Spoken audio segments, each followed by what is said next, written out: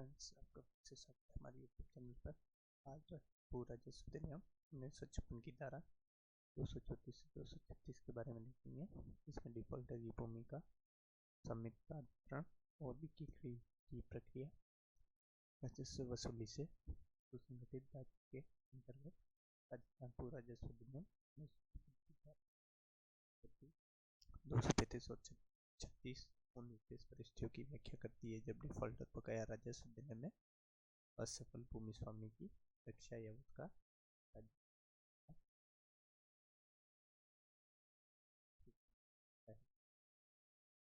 बेचा जा सकता है। धारा 234 डिफॉल्टर के हिस्से का सम्मिश्रण।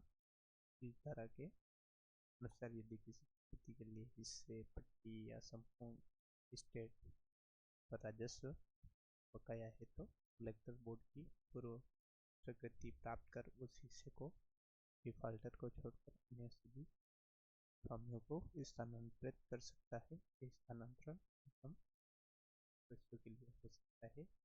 यह 1 जुलाई से लागू होगा और यह तब तक होगा जब तक सहस्वामी सहमत हो कि वे बकाया राजस्व राशि सरकार को चुकाएंगे। और यह स्थानांतरण एक प्रकार की अस्थायी व्यवस्था होती है जिसमें राजस्व की भरपाई की जा सके। हालांकि इस स्थानांतरण से सहस्वामियों की संयुक्त व पृथक उत्तरदायित्व समाप्त नहीं होती कि अभी भी कानूनी रूप से जिम्मेदार रहते हैं।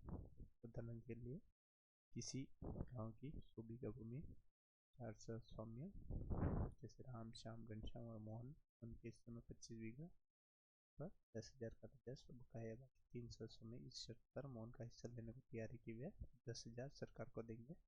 बोर्ड की अनुमति से कलेक्टर को उनका हिस्सा 10 वर्ष के लिए तीनों के नाम ट्रांसफर कर सकता है, परंतु फिर पूरे इसके लिए उत्तरदायी रहेंगे। धारा 235 डिफॉल्टर की जमीन पट्टी की नीलामी।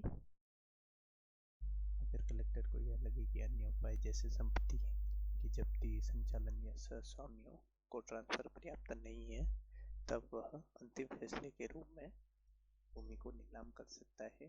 और यह नीलामी उस भूमि या हिस्से की होगी जिस पर बकाया राशि लंबित है। लेकिन इस धारा में एक महत्वपूर्ण अपवाद दिया गया है। यदि कोई भूमि उस समय राजकोषीय न्यायालय या कलेक्टर के प्रत्यक्ष संबंध में थी, तब तक उस व्यक्ति में अर्जित बकाया राशि के लिए वह भूमि नीलाम नहीं की जा सकती। और यह न्याय और पारदर्शिता सुनिश्चित करने के लिए है, क्योंकि उन अवधियों में मालिकों के पास नियंत्रण नहीं होता।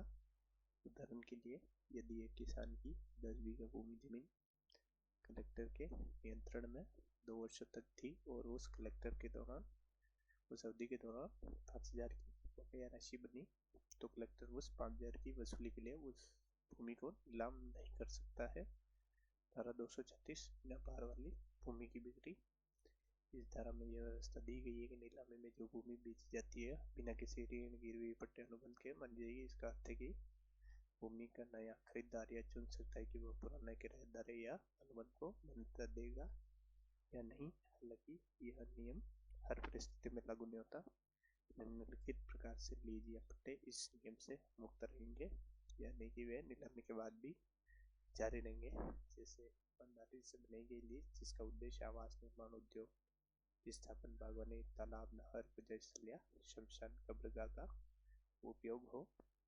ये पट्टे चाहे अस्थायी हो या स्थायी, अगर भूमि का उपयोग अभी भी उसी कार्य के लिए हो रहा है जिसके लिए पट्टा दिया गया है, तो उसे समाप्त नहीं किया जा सकता है। साथ ही राज्य सरकार चाहे तो नीलामी से पहले आदेश जारी कर सकता है कि कुछ विशिष्ट अधिकार जो भूमि पर मौजूद है वे नीलामी के बावजूद बने रहेंगे। ये व्यवस्था राज्य सरकार की विवेकाधीन शक्ति है जिसमें सार्वजनिक हित की रक्षा की जा सकती है। उदाहरण के लिए, काशी नामक व्यक्ति ने अपने खेत पर एक भाग स्थायी पट्टे पर मंदिर समिति को दिया जहाँ एक मंदिर और तालाब बना हुआ। यदि यह जमीन नीलाम में जाती है तो नया खरीदार उस मंदिर और तालाब के उपयोग को समाप्त नहीं कर सकता जब तक कि पट्टा वैध है और उपयोग भी अभी भी वैसा ही बना है जैसा अनुबंध में कहा गया था। राजस्थान भू राजस्व अधिनियम 1956 की धाराएं 234 से 236 न केवल राजस्व वसूली के वैकल्पिक और प्रभावशाली उपाय प्रदान करती है, बल्कि भूमि स्वामित्व से जुड़ी सामाजिक, धार्मिक और संवैधानिक जिम्मेदारी की भी रक्षा करती है। और इस प्रक्रिया में प्रशासनिक विवेक, न्याय संबंध अधिकारों का संतुलन, सार्वजनिक हित की प्राथमिकता सुनिश्चित होती है। और इन धाराओं की प्रगति राज्य और नागरिक के संबंधों में पारदर्शिता और उत्तरदायी को मजबूत करती है। और इन प्रावधानों के तहत कलेक्टर को पर्याप्त अधिकार दिए गए हैं, लेकिन उन्हें सीमाओं और अपवादों के साथ बांधा भी गया है, जिससे भूमि स्वामित्व के मूलभूत अधिकारों की रक्षा भी हो सके। धन्यवाद।